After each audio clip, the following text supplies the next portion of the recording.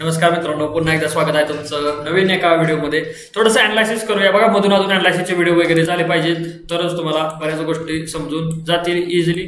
Okay, आता बघा, जेवढ्या ऑपॉर्च्युनिटी चांगल्या भेटते फक्त तेवढ्यामध्येच ट्रेड करण्याचा प्रयत्न करा.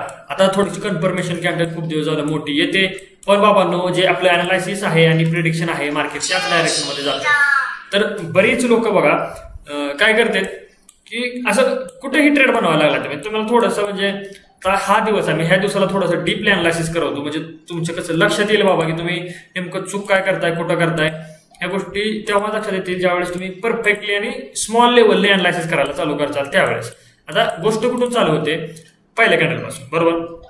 ओपन झालं मार्केट, झालं, हा ब्रेकआउट आहे. पहिली गोष्ट हा ब्रेकआउट आहे, बरोबर. बायर ऍक्टिव्हेट झाले, मार्केटनं बायरला हाकलून दिलं. एवढी मोठी कॅन्डल बघून सेलर ऍक्टिव्हेट झाले, मार्केटनं सेलरला ऍक्टिव्हेट हाकलून दिलं, बरोबर. परत मार्केट खाली आलं, रिटेलर सेल साइड, परत सेल साइड, रिटेलर सेल करायला लागले, मार्केटनं त्यांना पण हाकलून दिलं. ट्रायंगल पॅटर्न बनला, रिटेलर बाय साइडला एंट्री मारते, 18,000चा ब्रेकआउट, ट्रायंगल पॅटर्नचा ब्रेकआउट, रिटेलर बाय साइडला, मार्केट डाऊन साइड आलेला आहे, आलं, बरोबर. आता 18,000ला परत एकदा रिटेस्ट केले मार्केट. सरळ दिसतंय मला मार्केटमध्ये लोक सेलच करणार आहेत, काय जरी झालं तरी सेल करणार आहेत का? 18,000वर रिटेस्ट करून आलेला आहे. बरं, त्याच्यानंतर आता इथं झाला डब्ल्यू पॅटर्न आणि बोंबले सगळ्यांनी इथं डब्ल्यू वरती लॉस केलेला आहे. का? तर डब्ल्यू पॅटर्न झालाय आणि मी सांगितलेलं आहे, पुस्तकात पण सेम छापलेलं आहे. तुम्ही थोडंसं लॉजिकल विचार करत नाही कधी सुद्धा, नुसतं काय करताय, जसं झालं सांगितलेलं आहे, नुसतं डब्ल्यू कन्फर्मेशन कॅन्डल, हाणला ट्रेड, झाला लॉस. असं नाही, काय अनालिसिस करायचं आहे? ब्रेकडाऊन, रिटेस्ट, स्टॉप लॉस कुठे आहेत रिटेलर लोकांचे? येत आहेत ना स्टॉप लॉस. जोपर्यंत त्यांना हाकलून देत नाही तोपर्यंत मार्केट डाऊन साइड मोमेंटम करत नसतं. ही गोष्ट डोक्यामध्ये घालून घ्या अगोदर. आणि त्यात आपली ही तिसरी स्ट्रॅटेजी आहे, तुम्ही जर नीट बघितलं तिसऱ्या स्ट्रॅटेजीला तर विचार सुद्धा करू नका मार्केटमध्ये त्याच्या ऑपोजिट जाण्याचं. तुम्ही त्यानुसार मार्केट काय झालं, मग परत अपसाइड मोमेंटम केलं, बरोबर. अपसाइड मोमेंटम केलं, त्यांना हाकलून दिलं आणि डाऊन साइड आलं. चला, मान्य करतो मी, इंटरनेट नसेल मिळेल, काय प्रॉब्लेम नाही, बरोबर आहे की नाही. परत खाली ही कॉन्सोलेशन झाले न्यूजमुळे. आता मला इथं सांगा, एक कन्फर्म रेट बघा, 18,000 रेजिस्टन्स आणि एम पॅटर्न, बरोबर. आता इथं सपोर्ट आहे, मी म्हणतो राहिली तुमची एंट्री घ्यायची, सपोर्ट आहे. पण अनालायसिस तर करू शकता ना की 18,000 रेजिस्टन्स आणि डबल रेजिस्टन्स घेतलाय म्हणजे रिटेलर सेलसाठी एंट्री मारणार आहेत, म्हणून काय सपोर्ट आहे म्हणून फक्त आपण अवॉइड केलं. बाकी तर प्रेडिक्शन आपलं बाय साईडच आहे, ठीक आहे. आणि बघा, मग सपोर्ट वर्क पण होतो, पण कधी वर्क होतो? ज्यावेळेस या रिटेलर लोकांनी सेल साइड पोझिशन बनवले आहेत त्यावेळेसच सपोर्ट वर्क होतो आणि मार्केट अपसाइड मोमेंटम करते.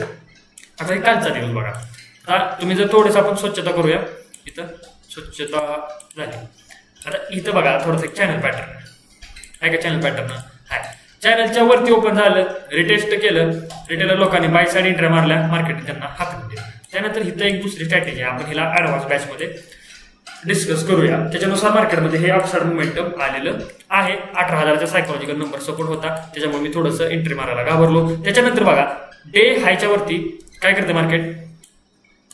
कॉन्सोलिडेशन करते. कुठं? डे हायच्या वरती कॉन्सोलिडेशन करते. रिटेलर लोक सेल साइड पोझिशन बनवतात, मार्केट अपसाइडला मोमेंटम करतं. त्यानंतर आता इथं झाल्यानंतर कोण बाय करायला गेला असेल तर भावानो, मी ऑलरेडी एक गोष्ट सांगितली तुम्हाला, नेहमी नंतरच्या ट्रेडमध्ये आपल्या तिसऱ्या स्ट्रॅटेजीसाठी तुम्ही वेट करायचा आणि करायचा. झाली का? कुठं काय झालं मार्केटमध्ये? कॉन्सोलिडेशन झालंय. इथं बघितलं कळतंय की रेजिस्टन्सला लोक सेल मारतात आणि मार्केट अपसाइड मोमेंटम केलंय. आता काल लाईव्ह मध्ये आपलं लाईव्ह चालू होतं, बरोबर आहे का नाही? मला कोणीतरी विचारलं तिथं की ह्या ब्रेकआउटवरती सेल साइड पोझिशन का नाही बनवायची, इथं डायरेक्ट ब्रेकआउट आहे. आता तुम्ही थोडासा सायकोलॉजिकल विचार, आता मी माझ्याकडून काल चुकून राहिलं तुम्हाला सांगायचं, मार्केटमध्ये मुवमेंटम बघा ना किती आलेला आहे. 223 पॉईंटचं मुवमेंटम आहे मार्केटमध्ये. म्हणजे रिटेलर लोक इथं काय विचार करणार? बास्की एवढ्यावर गेलंय मार्केट, अजून किती वर जाणार आहे, आता तर खाली येईल, असा एक विचार असतोय रिटेलरांचा. मग त्यांना हाकलण्यासाठी मार्केट हळूहळू वर जातं. मी तरी म्हणलं होतो की तिसरी स्ट्रॅटेजी जर झाली प्रॉपर टेस्ट तर काहीतरी मार्केटमध्ये आपली पोझिशन बनेल, जर रूल फॉलो झाले तर. पण काल काय तसं झालेलं नाही, डायरेक्ट मार्केटनं अपसाइड मोमेंटम केलं, अपसाइड आणि अपसाइडच क्लोज झालं. तर अशा प्रकारे तुम्ही थोडासा बारीक लेवलवरती विचार करा. ह्याच्यानंतर काल डाव जोन्स मध्ये पण तीच, म्हणजे थोडासा कुठंतरी मूर्खपणा करते. म्हणजे बघा, आता काय वाईट वाटून घेऊ नका, पण मी तुम्हाला थोडंसं हे सांगतोय, तुमच्या फायद्याची गोष्ट सांगतोय. तुम्ही फक्त काय करताय? पाठ करून जाताय मार्केटला, पाठ करून जाताय. काय पाठ करून जाताय तुम्ही? बघा, याला डब्ल्यू झाला आणि सेल साइड एंट्री मारले, मालवा झाला. मग तुम्हाला ही दिसलं नाही का ह्याला ब्रेकडाऊन झालेलं? ही आपली पहिली स्ट्रॅटेजी, म्हणजे दुसरी स्ट्रॅटेजी दिसली नाही का आपली? दुसरी स्ट्रॅटेजी कुठं झाली तुम्हाला? पहिली तीच ऍक्टिव्ह झाली ना, लो ब्रेकआउटची. मग कोण आहेत रिटेलर, काय करतात हे महत्वाचं आहे. पॅटर्न महत्वाचं नाही त्यांना, रिटेलर काय करतात हे महत्वाचं आहे. ह्याच्या ब्रेकडाऊनवरती रिटेलर लोक सेल करणार आहेत आणि ह्याच्या खाली कॉन्सोलेशन झाल्यावर सेलच करणार आहेत. बरोबर आहे की नाही? का डब्ल्यू वरती बाय करतील? नाही, या डब्ल्यू वरती कोण बाय करत नसतंय. त्याच्यामुळे मार्केटमध्ये अपसाईड आणि अपसाईडच मोमेंटम येत गेले, कारण ह्या प्रत्येक रेजिस्टन्सला रिटेलरांनी सेल साइड पोझिशन मारल्या, मार्केट जमा अपसाईड मोमेंटम करत गेलाय. हे कळलं पाहिजे तुम्हाला. त्यानंतर आता इथं बघा, इथं काय टेन्शन आहे सांगा. इथं पॅटर्न झालेला मार्केटमध्ये, रिटेलर ब्रेकडाऊनवरती सेल साइड पोझिशन बनवतात. आपण आपल्या कन्फर्मेशन आणि रूल्स नुसार हे सांगतोय. अंदाजे माझ्याकडे लॉस झाल्यावरती बोंबलत येऊ नका. कन्फर्मेशन, रूल्स नावा गोष्टी आहेत. ओके, त्यानुसार एंट्री मारली, इथपर्यंत टार्गेट बुक केलं. मला वाटतं ह्या एक 10 दिवसामधला सगळ्यात सोपा आणि बेस्ट ट्रेंड होता. बाकी काय ना, मार्केटनं थोडंसं 65च मारलेलं आहे. Okay, no problem. आजच्यासाठी एवढं बास करूया. मला वाटतंय तुम्हाला बऱ्याच गोष्टी क्लिअर आउट झालेल्या असतील. असे छोटे छोटे व्हिडिओ येत राहतील 4-5 मिनिटाचे, क्रिस्पी, मस्त आणि नॉलेजफुल.